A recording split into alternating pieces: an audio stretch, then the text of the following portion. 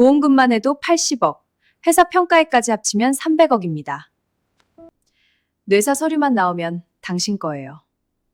자, 축하할 시간이에요. 하지만 그들은 몰랐습니다. 300km 떨어진 섬 병실에서 그 여자가 눈을 감은 채 모든 걸 듣고 있었다는 것을, 숫자도 계획도 배신도.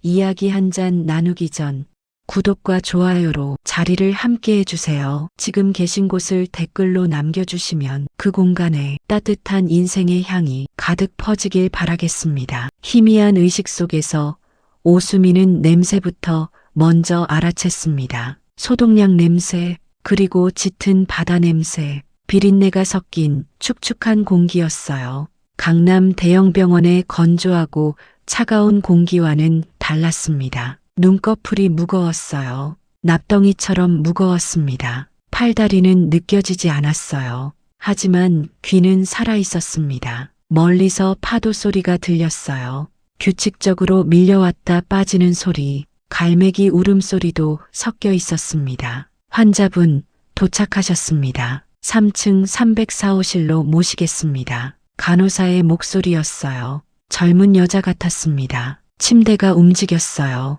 바퀴가 복도 바닥을 구르는 소리가 울렸습니다. 여기가 섬이라고 했죠? 남편 최도훈의 목소리였어요. 수미는 그 목소리를 30년 넘게 들어왔습니다. 낮고 차분한 음성. 하지만 지금은 어딘가 피곤해 보였어요. 네, 맞습니다. 배로 1시간 반 정도 들어오셔야 하는 곳이에요. 조용하고 공기 좋습니다. 요양하시기엔 최적이죠. 간호사가 대답했어요. 밝은 목소리였습니다. 하지만 그 밝음이 오히려 어색했어요. 침대는 계속 움직였습니다. 엘리베이터를 탔어요. 상승하는 느낌이 몸을 눌렀습니다. 다시 복도, 형광등 불빛이 눈꺼풀 너머로 스쳤어요. 규칙적으로 지나갔습니다. 하나, 둘, 셋, 넷. 수미는 무의식 중에 세고 있었어요. 여기가 어디지? 마지막 기억은 강남이었습니다. 삼성역 근처 대형 병원,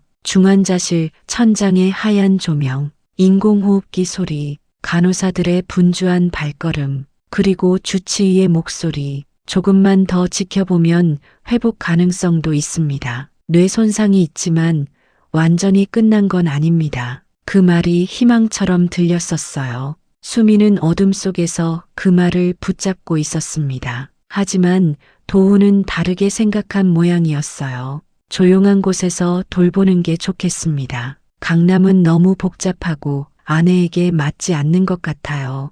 복잡하다. 그게 이유였을까요? 수미는 희미한 의식 속에서 의아했습니다. 강남병원은 최고의 시설을 갖춘 곳이었어요. 신경외과 전문의도 있고 재활 프로그램도 있었습니다. 그런데 왜 섬으로? 침대가 멈췄어요. 문 여는 소리가 들렸습니다. 삐걱거리는 소리, 낡은 문이었어요. 여기입니다. 창가 자리로 모시겠습니다. 침대가 다시 움직였어요. 몇 미터쯤 갔을까요?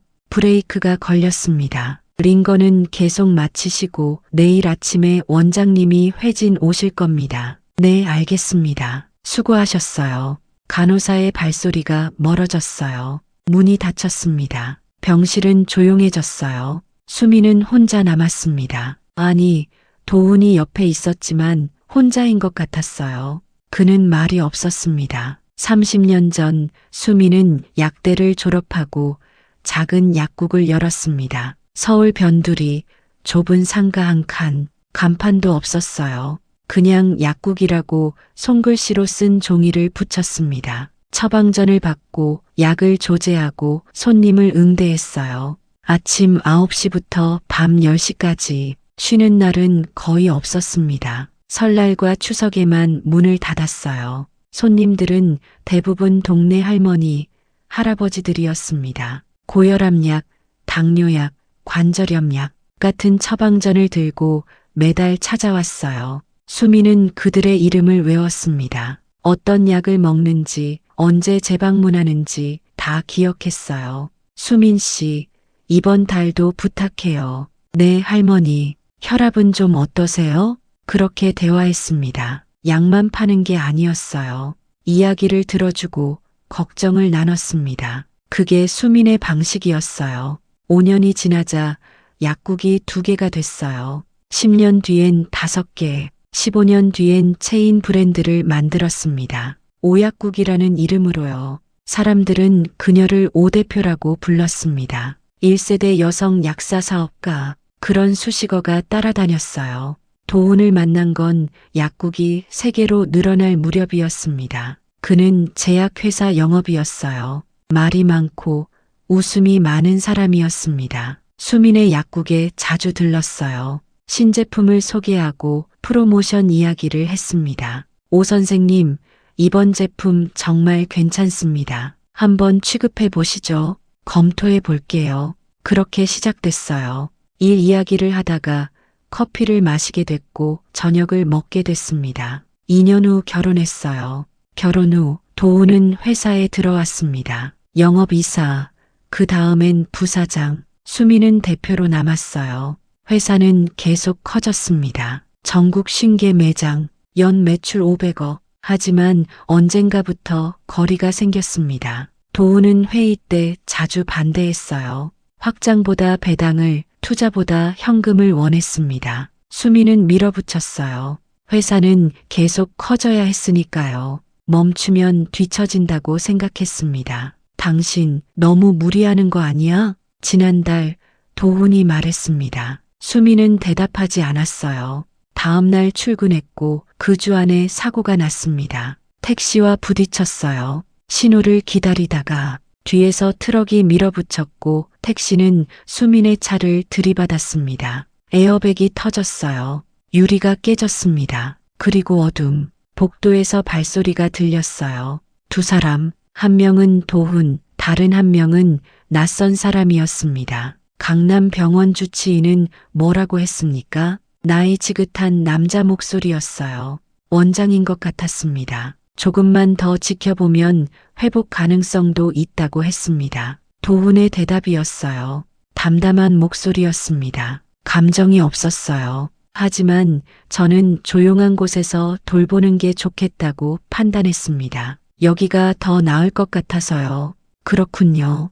현명한 선택이십니다. 강남은 비용도 비용이고 사실 이런 경우엔 원장이 말을 흐렸어요. 수민은 귀를 기울였습니다. 환자분 상태가 어느 정도인지 내일 검사 후에 말씀드리겠습니다. 다만, 네, 뇌 기능은 이제 끝난 거죠? 도훈의 목소리였어요. 조심스럽지만 단호했습니다. 침묵이 흘렀어요. 몇 초였을까요? 원장이 대답했습니다. 글쎄요. 단정할 순 없지만 가능성은 낮습니다. 서류는 제가 잘 정리해 드리겠습니다. 감사합니다. 원장님. 발소리가 멀어졌어요. 문이 열리고 닫혔습니다. 수민은 어둠 속에 누워 있었습니다. 뇌 기능은 끝난 거죠. 그 문장이 머릿속을 맴돌았어요. 서류는 제가 잘 정리해 드리겠습니다. 그 말도요. 심장이 빨리 뛰었습니다. 가슴 안쪽에서 무언가가 빠르게 튀어올랐어요. 수민은 숨을 참았습니다. 들키면 안 됐어요. 지금 깨어난 걸 들키는 순간 이 섬에서 그대로 죽겠다고 그녀는 본능적으로 알았습니다. 다음 날 아침 병실 문이 열렸습니다. 환자분 상태 확인하겠습니다. 낯선 의사의 목소리였어요. 발소리가 침대 옆으로 다가왔습니다. 2사람, 한 명은 의사, 다른 한 명은 간호사인 것 같았어요. 수민은 숨을 고르게 쉬었습니다. 너무 빠르지도 너무 느리지도 않게 인공호흡기 소리에 맞춰서요. 몸의 모든 근육을 풀었어요. 손가락 하나, 발가락 하나도 움직이지 않았습니다. 동공 반응 검사 들어갑니다. 누군가 수민의 눈꺼풀을 들어 올렸어요. 빛이 쏟아졌습니다. 펜라이트였어요. 따가웠습니다. 눈알이 저절로 움찔거렸어요. 하지만 수민은 참았습니다. 동공을 움직이지 않았어요. 빛이 눈동자 한가운데를 파고들었지만 그대로 있었습니다. 반응 없습니다. 의사가 말했어요. 눈꺼풀이 다시 닫혔습니다. 수민은 천천히 숨을 내쉬었어요. 통증 반응 확인하겠습니다. 뭔가 날카로운 것이 발바닥을 긁었어요. 아팠습니다. 피부가 찢어질 것 같았어요. 발을 움츠리고 싶었습니다. 하지만 수미는 발을 움직이지 않았어요. 손가락도 움직이지 않았습니다. 얼굴도 찡그리지 않았어요. 견뎌야 해. 통증이 다시 왔습니다. 이번엔 손바닥이었어요. 더 아팠습니다. 하지만 수미는 미동도 하지 않았어요. 역시 반응 없네요. 의사가 한숨을 쉬었어요. 차트에 뭔가 적는 소리가 들렸습니다. 뇌파 검사는 언제 하시나요? 간호사가 물었어요. 뇌파 검사는 우리가 정리해 두죠. 강남병원 자료도 있고 굳이 환자분 힘들게 할 필요 없습니다. 다른 목소리가 끼어들었습니다. 어제 그 원장이었어요. 네, 알겠습니다. 발소리가 멀어졌어요. 문이 열리고 닫혔습니다. 수미는 천천히 숨을 내쉬었습니다. 가슴이 뛰었어요. 너무 빨리 뛰었습니다. 하지만 참았어요. 심전도 모니터가 이상 신호를 보내면 안 됐으니까요. 뇌파 검사를 안 한다고? 정상적인 병원이라면 뇌사 판정 전에 반드시 뇌파 검사를 합니다. 2번, 24시간 간격으로 검사해야 해요. 수미는 약사였습니다. 의료 시스템을 알고 있었어요. 법적 절차도 알았습니다. 이 병원은 처음부터 결론이 정해져 있다. 1시간쯤 지났을 때 간호사들이 링거를 교체하러 왔습니다. 304호 환자분, 링거 갈아드립니다. 젊은 여자 목소리였어요. 링거줄을 빼고 새로운 걸 꽂았습니다. 차가운 액체가 팔 안으로 들어왔어요. 언니, 이분 정말 회복 안 되는 거예요? 다른 간호사가 물었어요. 더 어린 목소리였습니다. 원장님이 그러시잖아. 사실상 뇌사 상태라고 봐야 한다고. 그래도 가족이 포기하라니까 좀 그렇지 않아요? 우리가 뭘 어떻게 해? 보호자가 결정하는 거지. 그리고 여기 온 환자들 대부분 그래. 가족들이 포기한 사람들. 링거 교체가 끝났어요. 2사람이 나갔습니다. 수미는 그 말을 곱씹었습니다. 가족들이 포기한 사람들. 이 병원은 그런 곳이었나 봐요. 마지막으로 오는 곳, 돌아갈 수 없는 곳. 오후가 됐을 때 남편이 왔습니다. 수민아, 도훈의 목소리였어요. 침대 옆 의자에 앉는 소리가 들렸습니다. 가방을 내려놓는 소리도요.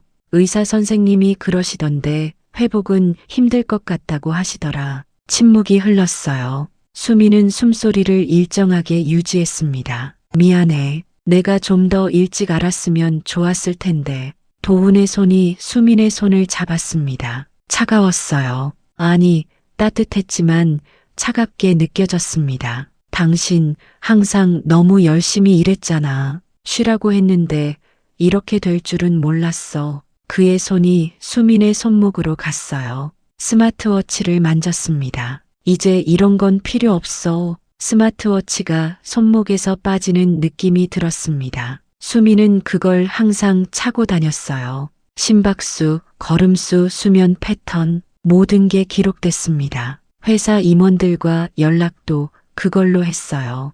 휴대폰도 보관해 둘게. 침대 옆 테이블에서 무언가를 집는 소리가 들렸어요. 수민의 휴대폰이었습니다. 여기선 쓸 일도 없잖아. 내가 잘 보관할게. 도훈이 일어섰습니다. 가방 지퍼를 여는 소리가 났어요. 스마트워치와 휴대폰을 넣는 소리, 지퍼를 닫는 소리. 조만간 회사 일 때문에 서울 가야 해. 며칠 못 올 수도 있어. 그동안 여기서 푹 쉬어. 발소리가 멀어졌어요. 문이 열렸습니다. 수민아, 미안해. 문이 닫혔습니다. 수민은 홀로 남았습니다. 연락할 방법이 없다. 스마트워치도 휴대폰도 없었어요. 목소리를 낼 수도 없었습니다. 움직일 수도 없었어요. 회사 사람들에게 연락할 방법이 전혀 없었습니다. 완전히 고립됐다. 수민은 천천히 눈을 떴습니다. 아주 조금만요. 눈꺼풀 사이로 병실이 보였어요. 창문이 왼쪽에 있었습니다. 낡은 커튼이 바람에 살랑거렸어요. 바다가 보였습니다. 푸르고 넓었어요. 아름다웠지만 감옥 같았습니다. 문은 오른쪽이었어요. 나무 문이었습니다. 페인트가 군데군데 벗겨져 있었어요. 침대 옆 벽에 호출 버튼이 달려 있었습니다. 빨간색 버튼, 손을 뻗으면 닿을 것 같았어요. 하지만 지금은 누를 수 없었습니다. 산소 공급 장치는 침대 머리맡에 있었어요. 파란색 기계였습니다. 작은 소리를 내며 끊임없이 공기를 밀어냈어요. 링거 스탠드는 오른쪽에 있었습니다. 투명한 액체가 천천히 떨어지고 있었어요. 수미는 다시 눈을 감았어요. 이 병실의 구조를 외워야 한다. 호출 버튼까지 오른손을 뻗으려면 30cm쯤, 산소 공급 장치는 머리 위쪽으로 20cm, 문까지는 침대에서 3m 정도, 언젠가 필요할지 모른다. 저녁 무렵 복도에서 목소리가 들렸습니다. 원장과 의사였어요. 304호 환자, 서류는 언제쯤 정리됩니까?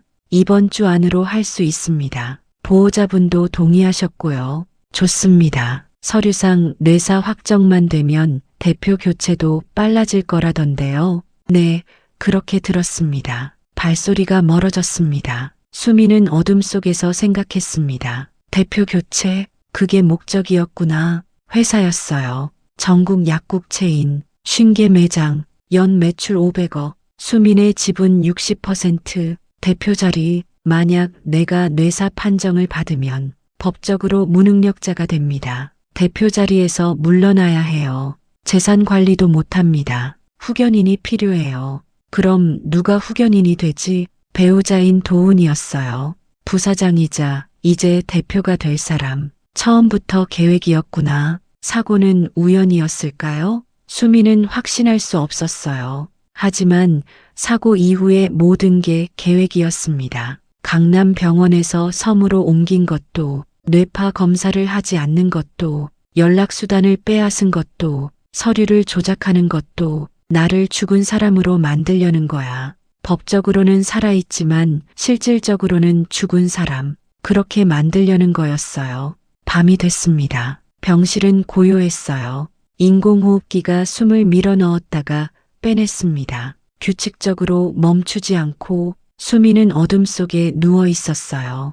도망칠 수 없다. 배를 타지 않으면 이 섬을 벗어날 수 없었어요. 하지만 수미는 움직일 수 없었습니다. 소리칠 수도 없다. 목소리를 내는 순간 깨어났다는 게 들통납니다. 그러면 끝이에요. 하지만 깨어있는 걸 들키면 죽는다. 모순이었어요. 살려면 깨어나야 하지만 깨어나면 죽습니다. 버틸 수밖에 없어. 어떻게든 관찰하고 기회를 기다려야 했어요. 누군가 와주기를, 누군가 의심해주기를, 누군가 이 눈을 봐주기를. 수미는 천천히 숨을 쉬었습니다. 누군가 정말 단 한 사람만이라도 이 눈을 봐줬으면 좋겠다고. 섬에 온 지 사흘이 지났습니다. 수미는 시간을 귀로 셌어요. 간호사들이 링거를 교체하는 간격, 식사 시간에 들려오는 카트 소리, 창밖에서 들리는 새 울음소리, 하루에 3번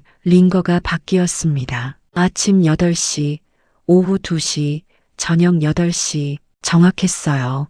의사들은 하루에 한 번 왔어요. 차트를 확인하고 동공을 확인하고 갔습니다. 별 변화 없습니다. 그 말만 남기고요. 수미는 침대에 누워 천장을 바라봤어요. 눈은 감았지만 천장에 형광등 불빛이 느껴졌습니다. 낡은 형광등이었어요. 가끔 깜빡거렸습니다. 지지직 소리도 났어요. 아무도 나를 보지 않는다. 사람으로 보지 않았어요. 그저 침대 위에 누운 물건처럼 관리해야 할 대상처럼 대했습니다. 체온, 혈압, 산소 포화도 숫자로만 확인했어요. 둘째 날 오후 수미는 시도했습니다. 손가락을 움직여 봤어요. 아주 조금만요. 검지손가락 끝을 움찔거렸습니다. 간호사가 링거를 교체하러 왔을 때였어요. 304호 환자 링거 교체합니다. 간호사가 링거줄을 만졌어요.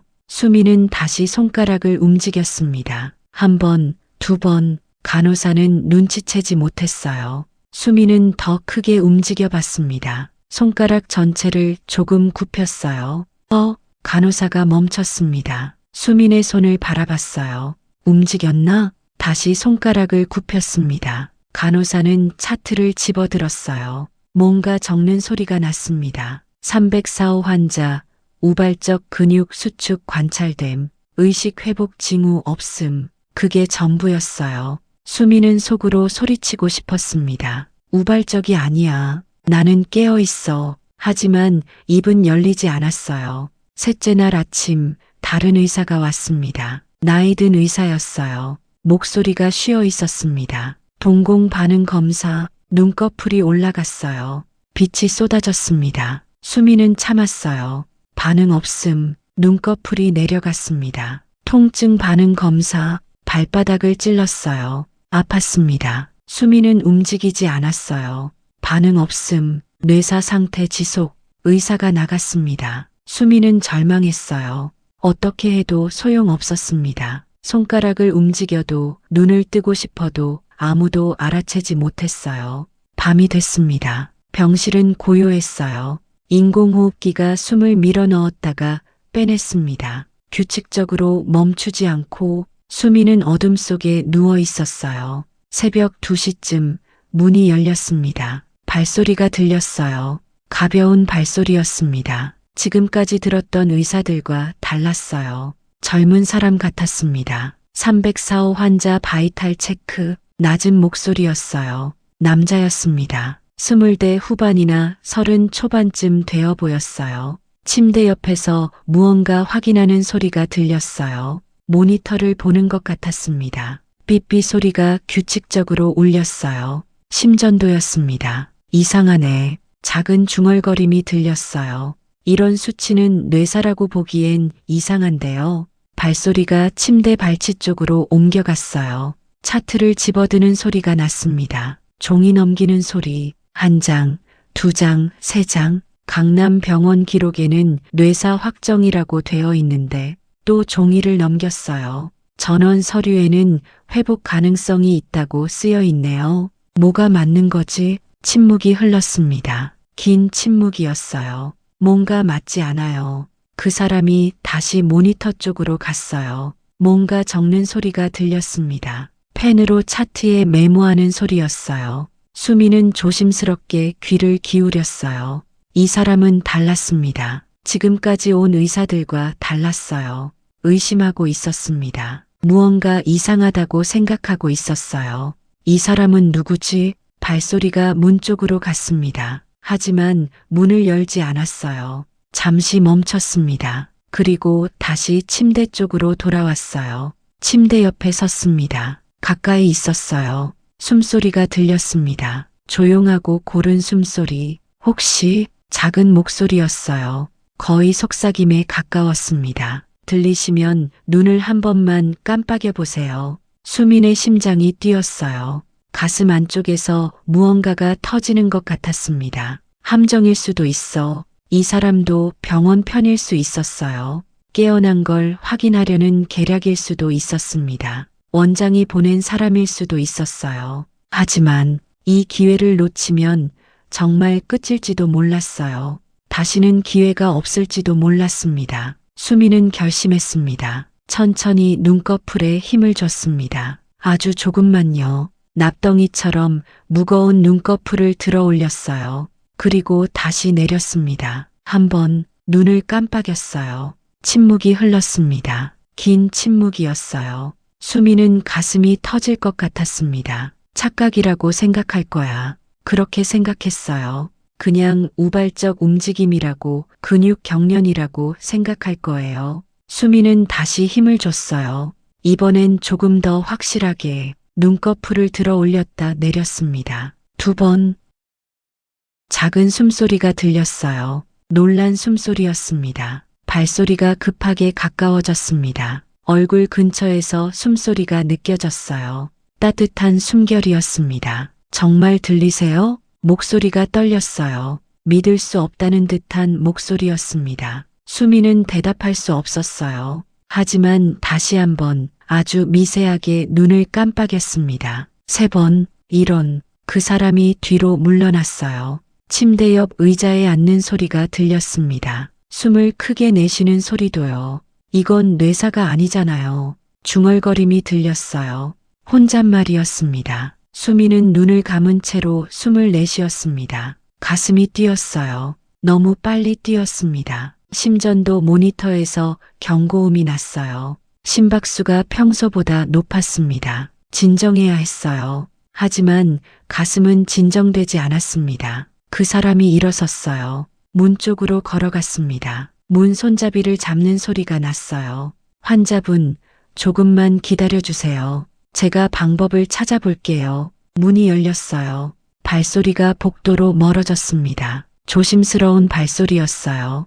뛰지 않았습니다. 천천히, 조용히 걸어갔어요. 수미는 홀로 남았습니다. 어둠 속에서 작은 희망이 생겼어요. 처음으로요. 누군가가 나를 사람으로 봤다. 아직 살아있는 사람으로요. 숫자가 아니라, 물건이 아니라 사람으로 봤습니다. 수미는 천천히 숨을 쉬었습니다. 눈물이 나올 것 같았어요. 하지만 참았습니다. 눈물을 흘리면 안 됐어요. 아직은요. 창밖에서 파도 소리가 들렸습니다. 밀려왔다 빠지는 소리, 계속 반복되는 소리. 하지만 이제 그 소리가 조금 다르게 들렸어요. 누군가 나를 보고 있다는 것, 그것만으로도 충분했습니다. 새벽 4시, 장민호는 당직실에 앉아 있었습니다. 책상 위에 304호 환자 차트가 펼쳐져 있었어요. 오수민, 54세, 교통사고 환자, 뇌손상. 민호는 차트를 한 장 한 장 넘겼습니다. 강남병원 전원 기록, 뇌파 검사 결과, 진료 소견서, 뭔가 이상해. 전원 서류에는 회복 가능성 있음, 지속 관찰 필요라고 쓰여 있었어요. 하지만 이곳 선병원 기록엔 뇌사 확정이라고 적혀 있었습니다. 같은 환자인데 사흘 사이에 상태가 이렇게 급격히 악화될 수 있을까요? 민호는 모니터 기록을 펼쳤습니다. 심박수, 혈압, 산소 포화도 모두 안정적이었어요. 너무 안정적이었습니다. 뇌사 환자라면 이렇게 일정할 수가 없어. 통증 자극에도 반응이 없다고 기록되어 있었어요. 하지만 민호가 어젯밤 본 건 달랐습니다. 눈 깜빡임. 1번, 2번, 3번. 착각이었을까? 아니었어요. 민호는 확신했습니다. 그건 우발적 움직임이 아니었어요. 의도가 있었습니다. 이걸 보고도 모른 척하면 나도 공범이야. 민호는 차트를 덮었어요. 가슴이 뛰었습니다. 아침 8시 회진 시간이었습니다. 원장과 담당 의사가 304호 병실에 들어왔어요. 민호도 따라 들어갔습니다. 환자 상태는 어떤가? 원장이 물었어요. 변화 없습니다. 뇌사 상태 지속 중입니다. 담당 의사가 대답했습니다. 민호는 침대 옆에 섰어요. 수민을 바라봤습니다. 눈을 감고 있었어요. 인공호흡기가 규칙적으로 작동했습니다. 뇌파 검사는 언제 하실 건가요? 민호가 물었어요. 뇌파 기록은 우리가 정리해 두죠. 강남병원 자료도 있고요. 원장이 대답했습니다. 민호를 쳐다보지도 않았어요. 법적으로는 24시간 간격으로 2번 검사해야 하지 않습니까? 보호자분이 이미 사실상 뇌사로 받아들이셨으니 굳이 환자분 힘들게 할 필요 없습니다. 원장이 말했어요. 차갑게. 민호는 더 이상 말하지 않았습니다. 회진이 끝났어요. 모두 나갔습니다. 민호는 혼자 남았습니다. 침대 옆에 섰어요. 수민을 바라봤습니다. 들리시죠? 작게 속삭였어요. 수민은 움직이지 않았습니다. 하지만 심전도 모니터의 숫자가 미세하게 변했어요. 심박수가 72에서 75로 올라갔습니다. 민호는 알았어요. 들리고 있다는 걸. 같은 시각 서울. 강남역 근처 특급 호텔 스위트룸. 최도우는 창가에 서서 밖을 내려다보고 있었습니다. 아침 햇살이 유리 빌딩들을 비추고 있었어요. 도훈아, 이것 봐. 김나희가 소파에 앉아 태블릿을 들고 있었어요. 35, 단정한 정장 차림이었습니다. 도훈이 소파로 갔습니다. 라이 옆에 앉았어요. 뭔데? 대표 교체 타임라인이야. 라이가 태블릿 화면을 넘겼어요. PPT 슬라이드가 나타났습니다. 일단 대표가 회복 불가능 판정을 받으면 바로 이사회 열고 후견인 대표 대행으로 당신을 세워. 라이가 설명했어요. 그 다음엔 상표권과 부동산 담보 대출. 이 순서대로 진행하면 돼. 약국 체인 평가액이 300억이니까 담보 대출만 해도 150억은 뽑아낼 수 있어. 라이가 다음 슬라이드를 넘겼습니다. 그리고 보험금은 생명보험 50억, 상해보험 30억, 합치면 80억. 도훈은 천천히 고개를 끄덕였어요. 보험금만 해도 수십억이야. 약국 체인 평가액까지 합치면 인생 2번은 살아. 그러게. 그동안 고생한 보람이 있지. 라이가 웃었어요. 샴페인 병을 집어들었습니다. 코르크가 터지며 튀어나갔어요. 금빛 거품이 테이블 위로 넘쳤습니다. 축하해, 곧 대표님. 라이가 잔을 건넸어요. 아직 아니야. 곧이잖아. 섬 병원장은 알아서 뇌사 서류 맞춰줄 거야. 너무 걱정하지 마. 도훈은 잔을 받았습니다. 샴페인을 한 모금 마셨어요. 라희야. 응? 이거 정말 괜찮은 거 맞지? 라이가 도훈을 바라봤어요. 지금 와서 무슨 소리야? 당신이 먼저 시작한 거잖아. 알아. 근데 가끔 불안해. 불안할 거 없어. 모든 서류는 완벽해. 병원장도 우리 편이고 아무도 의심 안 해. 라이가 태블릿을 덮었어요. 그냥 일주일만 기다려. 뇌사 확정 서류 나오면 바로 이사회 소집하는 거야. 도훈은 고개를 끄덕였습니다. 샴페인을 다시 마셨어요. 섬 요양병원 오후 2시. 민호는 304호 병실에 혼자 있었습니다. 링거를 교체하러 왔어요. 수미는 여전히 눈을 감고 있었습니다. 움직이지 않았어요. 민호는 링거줄을 바꾸면서 작게 말했습니다. 환자분, 저는 장민호라고 합니다. 인턴이에요. 수미는 반응하지 않았어요. 제가 뭘 할 수 있을지 모르겠지만 최선을 다해 볼게요. 민호는 차트를 집어들었어요. 메모를 시작했습니다. 바이탈 수치, 호흡 패턴, 심박수 변화, 모든 걸 세밀하게 기록했어요. 이건 그냥 의료 기록이 아니야. 언젠가 증거가 될지도 몰라. 수미는 눈을 감은 채로 들었습니다. 민호의 목소리. 다른 의사들과 달랐어요. 조심스럽고 따뜻했습니다. 이 사람은 포기하지 않겠구나. 민호의 발소리가 침대 옆에서 멈췄어요. 난간을 잡는 기척이 느껴졌습니다. 길게 머뭇거리는 숨소리도요. 괜찮아질 거예요. 작은 속삭임이었어요. 민호가 나갔습니다. 문이 닫혔어요. 수미는 혼자 남았습니다. 하지만 이제 완전히 혼자는 아니었어요. 밤이 됐습니다.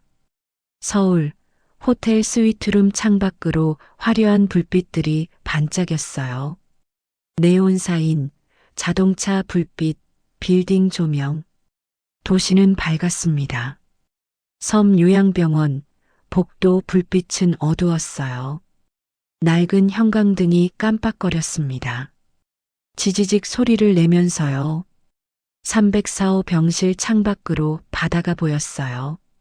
어두운 바다였습니다. 하지만 그 어둠 한쪽에서 아주 작은 빛이 붙었습니다. 누군가 수민을 보고 있었고, 누군가 기록하고 있었고, 누군가 포기하지 않고 있었습니다. 그것만으로도 충분했어요. 다섯째 날 새벽 민호는 다시 304호 병실을 찾았습니다. 발소리를 최대한 죽였어요. 복도 불은 어두웠습니다. 야간 근무 간호사는 간호사실에서 졸고 있었어요. 민호는 침대 옆에 섰습니다. 수민을 바라봤어요. 환자분. 작은 목소리였어요. 거의 속삭임에 가까웠습니다. 여긴 위험합니다. 원장과 남편분이 서류를 조작한 것 같아요. 확실한 증거가 필요합니다. 수민은 눈을 감은 채로 들었어요. 민호의 목소리는 떨리고 있었습니다. 두려워하고 있었어요. 하지만 포기하지 않았습니다. 저 혼자 힘으론 한계가 있어요. 제가 뭘 해야 할지 모르겠습니다. 수민은 생각했어요. 증거, 확실한 증거가 필요해. 단순히 살아있다는 것만으로는 부족했어요. 그들은 서류를 조작했습니다. 뇌파 검사를 하지 않았어요. 무엇을 보여줘도 일시적 반응, 우발적 움직임이라고 말할 수 있었습니다. 완전 뇌사라면 절대 나올 수 없는 반응. 그걸 보여줘야 해. 수민은 약사였어요. 30년간 약을 다루고 환자들을 봐왔습니다. 의료 지식이 있었어요. 인공호흡기의 원리도 알았습니다. 뇌사 환자는 자발 호흡이 없어요. 인공호흡기가 멈추면 숨을 쉴 수 없습니다. 산소 포화도가 급격히 떨어지고 심장이 멎어요. 하지만 의식이 있는 사람은 다릅니다. 인공호흡기가 멈춰도 스스로 숨을 쉬려 합니다. 횡격막이 움직이고 폐가 팽창해요. 심박수가 변하고 혈압이 오릅니다. 그 패턴을 만들어야 해. 위험했어요.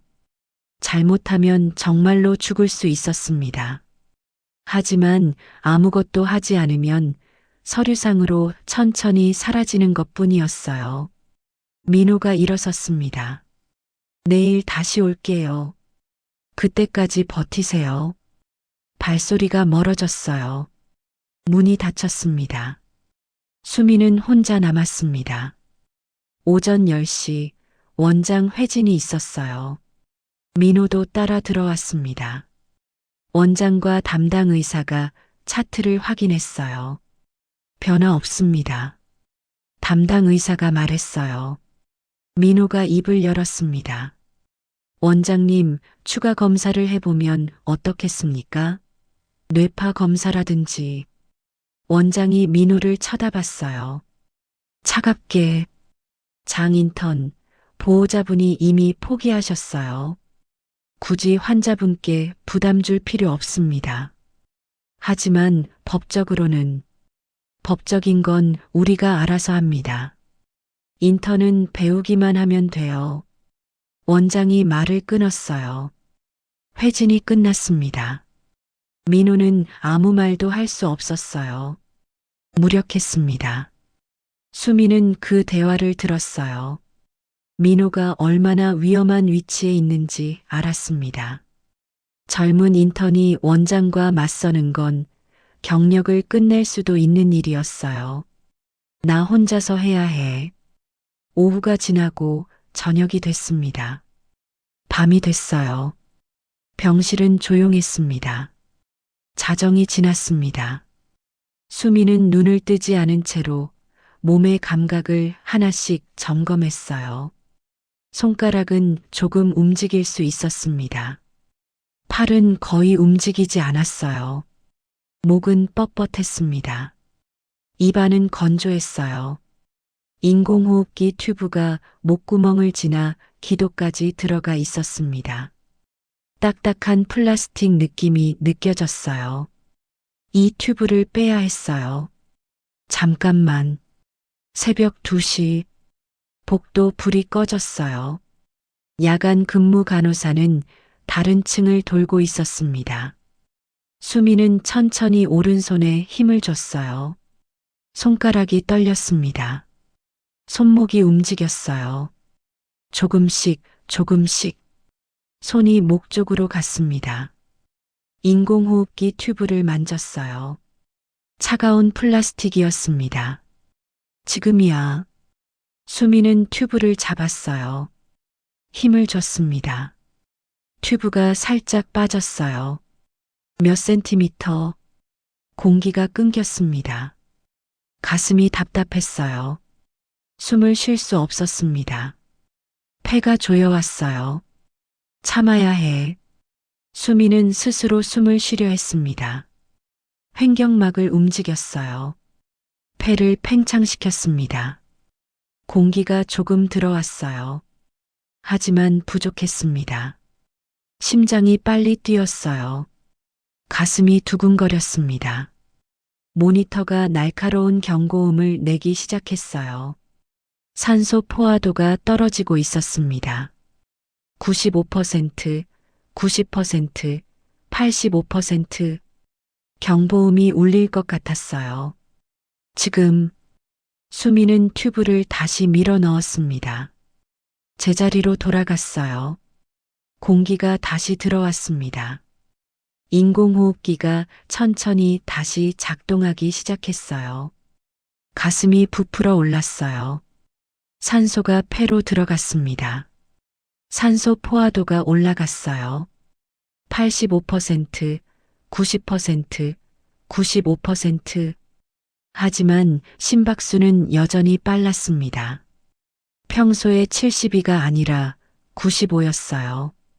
경보음이 울렸습니다. 날카로운 전자음이 어두운 병실을 가득 채웠어요.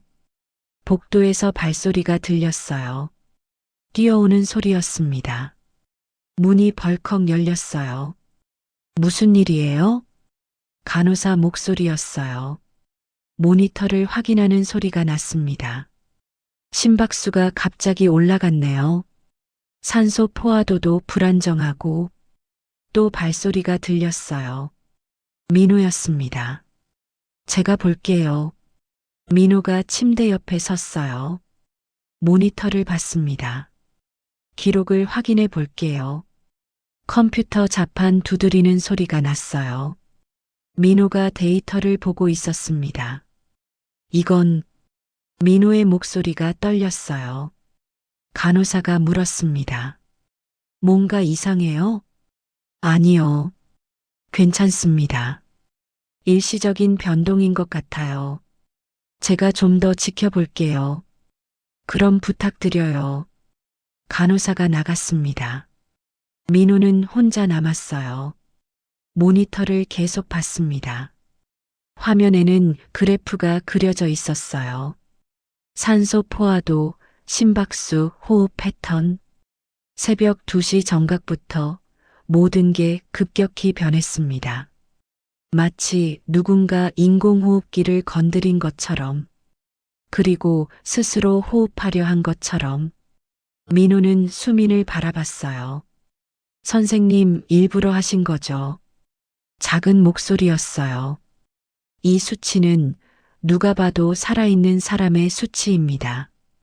민호는 컴퓨터 화면을 다시 봤어요. 기록을 저장했습니다.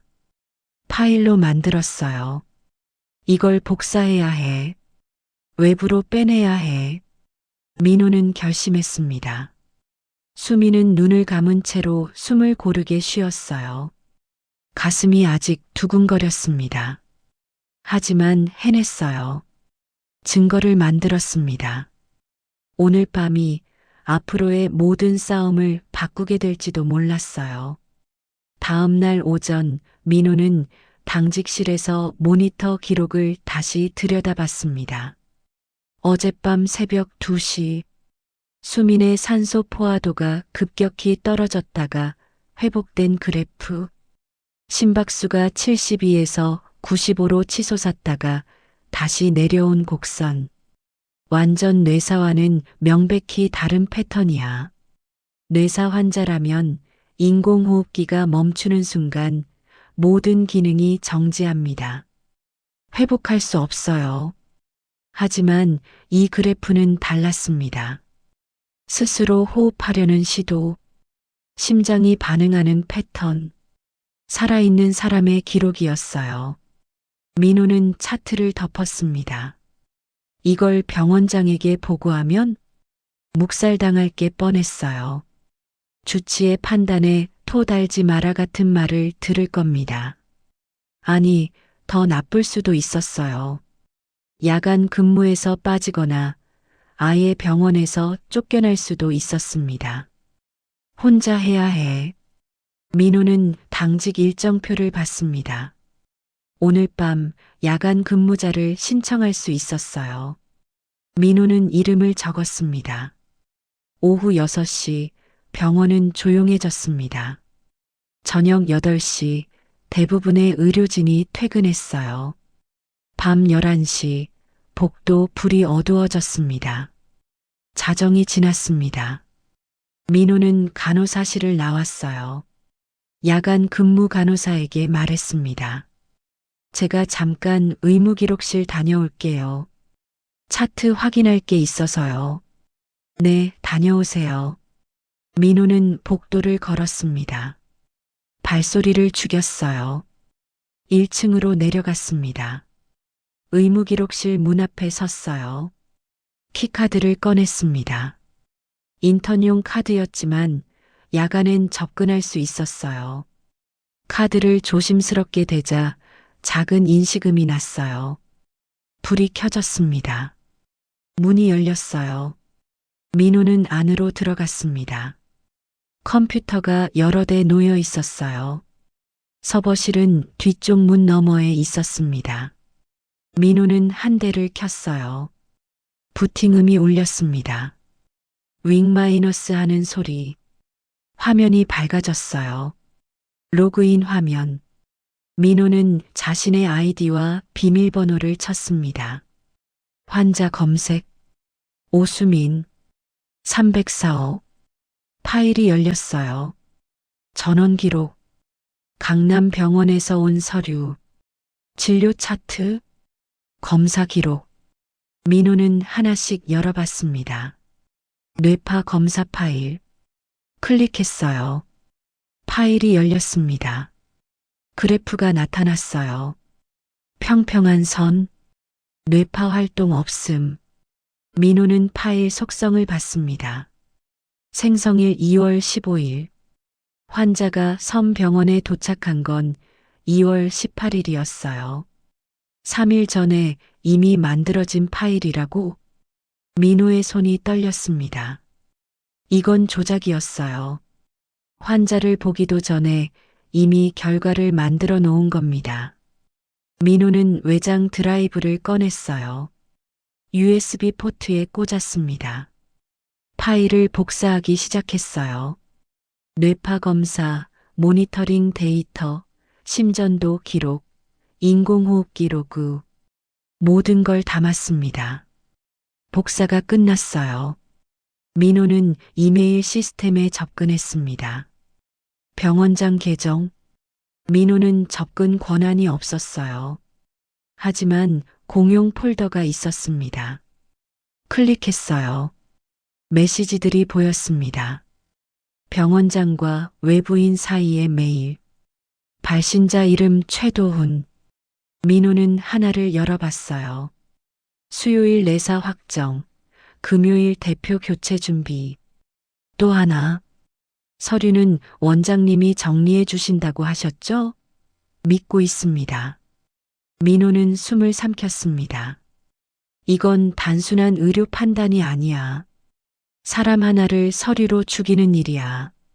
민호는 이메일들을 스크린샷으로 저장했어요. 외장 드라이브에 복사했습니다. 그리고 클라우드에도 업로드했어요. 어느 쪽이 털려도 하나는 남게 해야 했습니다. 모든 게 끝났습니다. 민호는 컴퓨터를 껐어요. 외장 드라이브를 주머니에 넣었습니다. 의무기록실을 나왔어요. 문을 잠갔습니다. 3층으로 올라갔어요. 304호 병실로 갔습니다. 문을 열었습니다. 수미는 여전히 눈을 감고 있었어요. 민호는 침대 옆에 섰습니다. 작게 말했어요. 환자분, 증거는 확보했습니다. 수미는 움직이지 않았습니다. 하지만 들리고 있었어요. 내일 남편분이 마지막 서류에 사인하러 올 겁니다.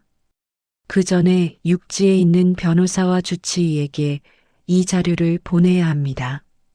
민호는 잠시 망설이다 물었습니다. 혹시 믿을 수 있는 분이 계신가요? 변호사나 의사분. 수미는 생각했어요. 30년간 약국을 운영하며 많은 사람을 만났습니다. 변호사, 회사 법률 고문이 있었어요. 의사, 예전 주치의가 있었습니다. 알려줘야 해. 민호는 휴대폰을 꺼냈어요. 잠금을 풀었습니다. 연락처 추가 화면을 띄웠어요. 환자분, 제 폰 여기 두겠습니다. 혹시 누르실 수 있으면 이름이나 번호를. 민호는 휴대폰을 수민의 오른손 가까이에 뒀습니다. 수민은 천천히 손가락에 힘을 줬어요. 검지손가락이 떨렸습니다. 화면 쪽으로 움직였어요. 한 글자씩 천천히. 김태호. 변호사 이름이었어요. 민호는 숨을 죽이고 봤습니다. 수민의 손가락이 계속 움직였어요. 전화번호 010-3456-7890. 다 입력했습니다. 감사합니다. 민호가 저장 버튼을 눌렀어요. 한 분 더 계신가요? 수민은 다시 손가락을 움직였어요. 더 힘들었습니다. 하지만 멈추지 않았어요. 박준영. 주치의 이름이었어요. 강남병원 신경외과 의사. 전화번호 010-8765-4321. 저장했습니다. 민호는 휴대폰을 주머니에 넣었어요. 수민의 손을 가볍게 잡았습니다. 내일 아침 이분들한테 연락하겠습니다. 모든 자료를 보내겠습니다. 수민은 대답할 수 없었어요. 하지만 민호의 손이 따뜻했습니다. 이 사람을 믿겠어. 민호가 손을 놓았습니다. 일어섰어요. 조금만 더 버티세요. 곧 끝날 겁니다. 민호는 병실을 나갔습니다. 문이 닫혔어요. 수미는 혼자 남았습니다. 하지만 이번엔 완전히 혼자가 아니었어요. 누군가 기록했습니다. 누군가 복사했어요. 누군가 증거를 모았습니다. 수미는 천천히 눈을 감았어요. 이번에는 포기한 잠이 아니었습니다. 내일을 버티기 위한 준비였어요. 그 밤 섬의 서버 한 구석에 남겨진 숫자들이 한 사람의 삶을 되돌릴 힘이 될 줄은 아무도 몰랐습니다. 이제 기록은 거짓보다 오래 남을 준비를 마쳤습니다. 서울 오수민 약국 체인 본사. 오전 9시 건물 앞에 차들이 줄지어 섰습니다. 검은색 세단들이었어요. 운전기사들이 문을 열어줬습니다. 정장을 입은 사람들이 내렸어요. 로비는 분주했습니다. 안내 데스크 직원들이 명찰을 나눠줬어요. 임원들, 주주들, 변호사들. 전광판에는 정기 주주총회 및 임시 이사회 안내가 크게 띄워져 있었습니다. 엘리베이터가 오르내렸어요. 사람들이 12층으로 향했습니다. 최도우는 로비 한쪽에 서서 시계를 봤습니다. 10시까지 10분 남았어요. 잘 다려진 네이비 양복을 입고 있었습니다. 넥타이를 고쳐 맸어요. 손끝이 조금 떨렸습니다. 김라희가 옆에 있었어요. 검은색 정장 차림이었습니다. 서류 가방을 들고 있었어요. 긴장하지 마. 다 준비됐어. 라이가 작게 속삭였습니다. 알아. 도훈이 대답했어요. 하지만 목소리는 떨렸습니다. 원장한테서 연락 왔어? 응. 서류 다 정리했대. 문제 없어. 두 사람은 엘리베이터에 올랐어요. 12층 버튼을 눌렀습니다. 12층 대회의실 앞. 문이 열려 있었어요. 안에서 사람들의 목소리가 들렸습니다. 도훈은 깊게 숨을 들이마셨어요. 그리고 안으로 들어갔습니다. 긴 테이블이 놓여 있었습니다. 양쪽으로 의자가 줄지어 있었어요. 이사 12명이 이미 앉아 있었습니다. 나이 든 남자들이 대부분이었어요. 주주들도 뒤쪽 좌석에 자리 잡았습니다. 앞쪽에 대형 스크린이 있었습니다. 프로젝터가 켜져 있었어요. 흰 화면이 벽을 비추고 있었습니다. 단상 옆에 노트북이 놓여 있었어요. 발표 자료가 준비돼 있었습니다. 도훈은 테이블 맨 앞자리에 앉았어요. 라인은 뒤쪽에 섰습니다. 10시 정각. 사회자가 일어났습니다. 지금부터 오약국체인 정기 주주총회 및 임시 이사회를 시작하겠습니다. 박수 소리가 울렸어요. 첫 번째 안건, 대표이사 직무 현황 보고 및 경영권 안정화 방안입니다. 최도훈 부사장님, 발표 부탁드립니다. 도훈은 자리에서 일어났습니다. 단상 앞으로 갔어요. 마이크를 잡았습니다. 손이 떨렸어요. 마이크에서 작은 잡음이 났습니다. 안녕하십니까? 부사장 최도훈입니다. 회의실이 조용해졌습니다. 모두 도훈을 바라봤어요. 오늘 이 자리는 매우 무거운 마음으로 시작하게 됐습니다.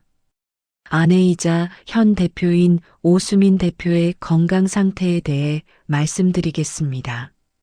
도훈이 리모컨을 눌렀어요. 슬라이드가 넘어갔습니다. 오수민 대표 건강 악화 보고 및 경영권 안정화를 위한 대표 교체안. 큰 글씨가 스크린에 떴어요. 아내는 지난달 교통사고를 당했습니다. 뇌 손상이 심각했고 현재 섬 요양병원에서 치료를 받고 있습니다. 다음 슬라이드. 신경학적 회복 불가능 섬 요양병원 담당의 소견. 하지만 담당 의료진의 소견에 따르면 회복 가능성은 사실상 없습니다. 뇌사에 준하는 상태라는 진단을 받았습니다.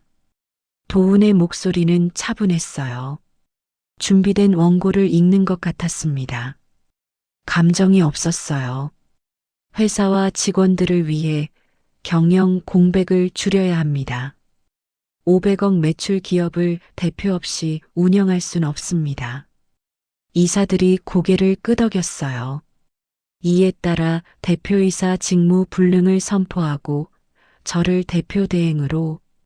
그 순간 스크린이 깜빡였습니다. 화면이 흔들렸어요. 슬라이드가 사라졌습니다. 검은 화면이 됐어요. 도훈이 뒤를 돌아봤습니다. 리모컨을 다시 눌렀어요. 하지만 화면은 그대로였습니다. 회의실 사람들도 웅성거렸습니다. 화면이 왜 저래? IT팀 누가 없어요? IT 담당자가 노트북으로 달려갔어요. 키보드를 두드렸습니다. 당황한 표정이었어요. 이상한데요? 외부 신호가 들어오고 있어요. 해킹인가? 도훈이 단상에서 내려왔습니다. 그때 스크린에 새로운 화면이 떴습니다. 병실이었어요. 창문 너머로 바다가 보였습니다. 푸른 바다였어요. 낡은 하얀 커튼이 바람에 흔들렸습니다. 침대가 있었어요. 그 옆에 링거 스탠드가 보였습니다. 그리고 그 침대에 한 여자가 상체를 일으켜 앉아 있었어요. 오수민이었습니다. 회의실이 조용해졌습니다. 숨소리조차 들리지 않았어요. 수민은 카메라를 똑바로 바라봤습니다. 얼굴은 창백했어요. 머리는 헝클어져 있었습니다. 하지만 눈빛은 또렷했어요. 입이 천천히 열렸습니다. 나는 살아 있습니다. 목소리는 낮았지만 분명했어요. 마이크를 통해 회의실에 울려 퍼졌습니다. 그리고 제 뇌사 판정은 조작됐습니다. 회의실이 술렁였습니다. 뭐라고? 저게 정말 오 대표님이야? 도훈의 얼굴이 하얗게 질렸어요. 입이 벌어졌습니다. 화면이 바뀌었습니다. 서류가 나타났어요. 뇌파 검사 파일이었습니다. 파일 속성이 확대됐어요. 파일명 오수민 뇌파 검사 최종 PDF 파일. 생성일 2026년 2월 15일 오후 3시 22분 환자 도착일 2026년 2월 18일 오전 11시. 수민의 목소리가 화면 밖에서 들렸어요. 이 뇌파 검사 파일은 제가 섬병원에 도착하기 3일 전에 이미 만들어져 있었습니다. 저를 검사하기도 전에 결과가 나와 있었습니다. 의사 한 명이 자리에서 일어났어요. 이게 무슨 소리야? 다음 화면. 모니터 그래프가 나타났습니다. 시간축이 보였어요. 새벽 2시. 산소 포화도가 급격히 떨어졌다가 회복되는 곡선. 심박수가 72에서 95로 치솟았다가 다시 내려오는 선. 완전 뇌사 환자라면 이런 자발 호흡 패턴은 나올 수 없습니다. 저는 스스로 숨을 쉬고 있습니다. 제 심장은 스스로 뛰고 있습니다. 다음 화면은 이메일 캡처 화면이었습니다. 최도훈이 병원장에게 보낸 메일. 제목은 일정 확인. 내용에는 수요일 내사 확정, 금요일 대표 교체 준비. 서류는 원장님이 정리해 주신다고 하셨죠? 믿고 있습니다. 회의실에 있던 모든 사람들이 도훈을 돌아봤어요. 도훈은 입을 열지 못했습니다. 손에 든 원고가 떨렸어요. 종이 한 장이 바닥으로 떨어졌습니다. 뒤쪽에 서 있던 라인은 벽에 기대섰어요. 얼굴이 하얗게 질려 있었습니다. 화면이 또 바뀌었어요. 이번엔 엑셀 파일이었습니다.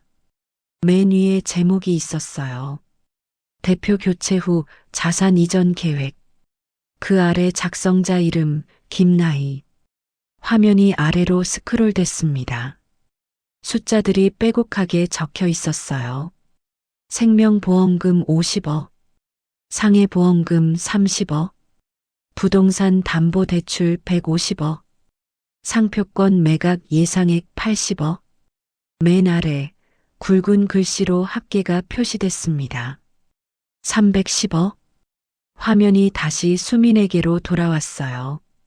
저는 지금 이섬 요양병원에 있습니다. 저를 뇌사라고 쓴 서류를 만든 사람들, 그리고 그 서류로 이득을 보려 했던 사람들을 오늘 이 자리에서 고발합니다. 수민의 목소리는 떨렸지만 멈추지 않았어요. 제 회사를, 제 직원들을, 제 인생을 훔치려 한 사람들을 용서하지 않겠습니다. 회의실 뒤편에 앉아있던 남자가 일어섰습니다. 50대 중반, 회색 양복을 입고 있었어요. 변호사 김태호였습니다. 서류 가방을 열었어요. 두꺼운 봉투를 꺼냈습니다. 저는 오수민 대표의 법률 대리인 김태호 변호사입니다. 오늘 오전 9시 법원으로부터 긴급 가처분 결정을 받았습니다. 변호사가 서류를 펼쳤어요. 오수민 대표에 대한 직무정지 신청은 기각됩니다. 또한 재산 이전 및 담보 설정은 즉시 금지됩니다. 변호사가 다음 서류를 꺼냈습니다.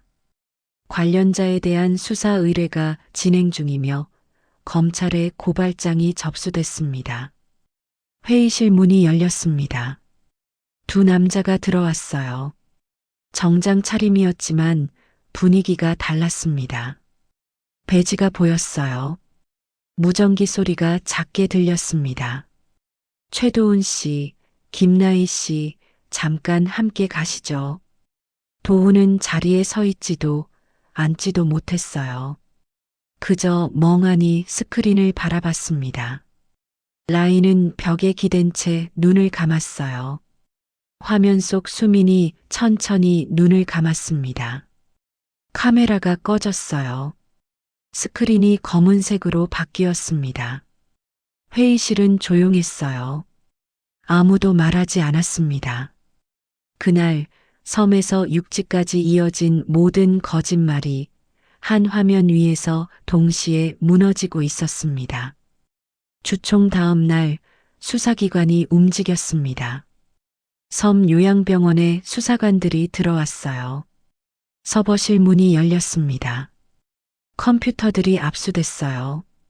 의무기록실의 서류들도 상자에 담겼습니다. 병원장과 담당 의사는 조사를 받았어요. 내연녀 김나희도 소환됐습니다. 최도훈은 구속됐어요. 민호는 내부 고발자로 보호 조치를 받았습니다. 검찰 조사에 협조했어요. 증거 자료를 제출했습니다. 사흘째 되는 날 헬기가 섬에 왔습니다. 수민을 육지병원으로 이송하기 위해서였어요. 민호가 수민 옆에 앉았습니다. 들것이 헬기에 실렸어요. 프로펠러가 돌았습니다. 바람이 거세게 불었어요. 헬기가 떴습니다. 수민은 창밖을 봤어요. 섬이 멀어졌습니다. 낡은 3층 건물이 작아졌어요. 바다가 넓게 펼쳐졌습니다. 민호가 작게 말했습니다. 서울 병원에 가시면 이제는 더 이상 혼자가 아닙니다. 수민은 눈을 감았어요. 민호의 손이 링거줄을 확인했습니다. 따뜻했어요. 석 달이 지났습니다. 수민은 재활병원에 있었어요. 물리치료실에서 걷는 연습을 했습니다. 처음엔 몇 걸음도 버거웠어요. 넘어졌습니다. 다시 일어섰어요. 한 달, 두 달. 이제는 혼자 걸을 수 있었습니다. 천천히 조금씩 6달째 되는 날, 수민은 회사 본사 앞에 섰습니다. 오약국 체인 본사. 유리 건물이 햇빛을 반사하고 있었어요. 로비로 들어갔습니다. 직원들이 수민을 봤어요. 눈이 커졌습니다. 네, 대표님. 오 대표님이세요? 수민은 천천히 걸었어요. 계단을 올랐습니다. 한 걸음 한 걸음. 직원들이 박수를 쳤어요. 수민은 고개를 숙여 인사했습니다. 잠시 자리를 비웠을 뿐입니다. 목소리는 예전보다 낮았어요. 하지만 단단했습니다. 일주일 후 수민은 병원 근처 카페에 있었습니다. 민호가 앞에 앉아 있었어요. 인턴 가운 대신 평상복을 입고 있었습니다. 요즘 어떻게 지내세요? 수민이 물었어요. 괜찮습니다.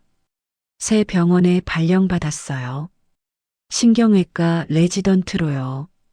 다행이네요. 수민은 커피를 한 모금 마셨습니다. 장 선생님 덕분에 다시 걸을 수 있게 됐습니다. 당연히 해야 할 일을 했을 뿐입니다. 민호가 대답했어요. 그래도 고맙습니다. 두 사람은 잠시 조용히 앉아 있었어요. 최도훈 씨는 어떻게 됐어요? 민호가 조심스럽게 물었습니다. 법이 마땅한 책임을 물었어요. 7년형을 받았습니다. 수미는 담담하게 말했어요. 감정이 없었습니다. 그 사람 생각은 이제 안 해요. 할 시간이 없으니까요. 다음 달 수미는 약국 매장을 돌았습니다. 첫 번째 약국, 서울 변두리 작은 상가 한 칸. 30년 전 처음 문을 연 곳이었어요. 문을 열었습니다. 딸랑 종소리가 울렸어요. 어서 오세요. 젊은 약사가 인사했습니다. 수민을 보고 놀랐어요. 오 대표님, 잘 지냈어요? 네, 물론이죠. 약국은 깨끗했어요. 약품이 정리돼 있었습니다. 손님 한 명이 처방전을 들고 기다리고 있었어요. 할머니, 오랜만이에요. 수민이 인사했습니다. 30년 단골이었어요. 아이고, 수민 씨, 다시 오셨네요. 할머니가 웃었어요. 걱정 많이 했어요. 이제 괜찮아요. 수민은 약국을 둘러봤습니다. 선반, 조제대, 컴퓨터, 모든 게 그대로였어요. 여기서 시작했지. 본사 회의실. 수민은 젊은 약사들과 마주 앉아 있었습니다. 10명 정도 됐어요. 모두 30 전후였습니다. 앞으로 이 브랜드를 어떻게 다음 세대에 넘길지 여러분과 함께 고민하고 싶습니다. 수민이 말했어요. 저는 회사를 키우는 데만 집중했어요. 사람보다 숫자를 봤습니다. 회의실이 조용했어요. 하지만 이제는 알아요. 사람이 먼저라는 걸, 기록이 중요하다는 걸. 젊은 약사 한 명이 손을 들었습니다.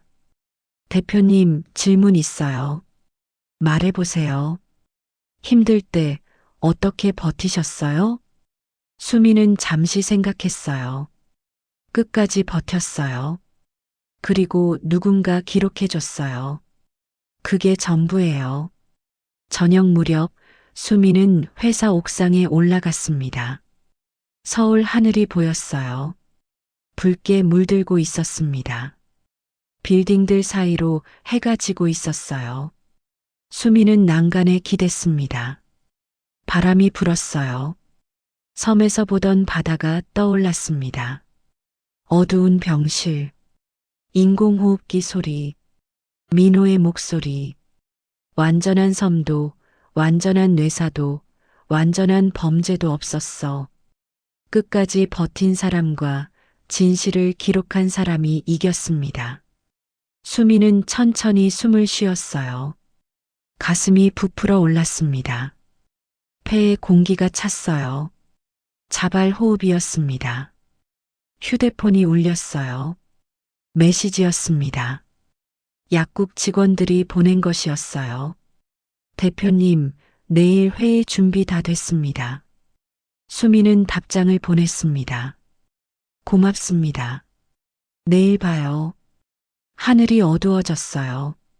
도시의 불빛이 하나둘 켜졌습니다. 수미는 생각했습니다.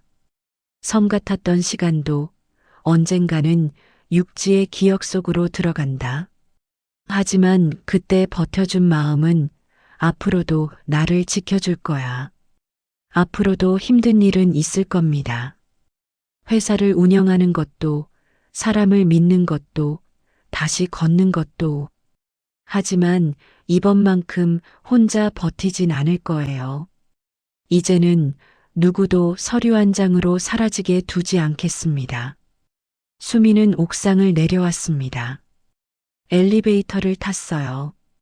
1층으로 갔습니다. 로비를 지나 밖으로 나왔어요. 차가운 밤 공기가 얼굴을 스쳤습니다. 수미는 천천히 걸었습니다. 한 걸음 한 걸음. 앞으로 계속. 인생에는 끝난 줄 알았던 순간에도 다시 이어지는 이야기가 있습니다. 오늘의 사연이 여러분 인생의 한 장면에도 조용히 닿았기를 바랍니다. 이 이야기가 마음에 남으셨다면 좋아요와 구독으로 인생 한 장과 다음 인생 이야기도 함께 해주세요.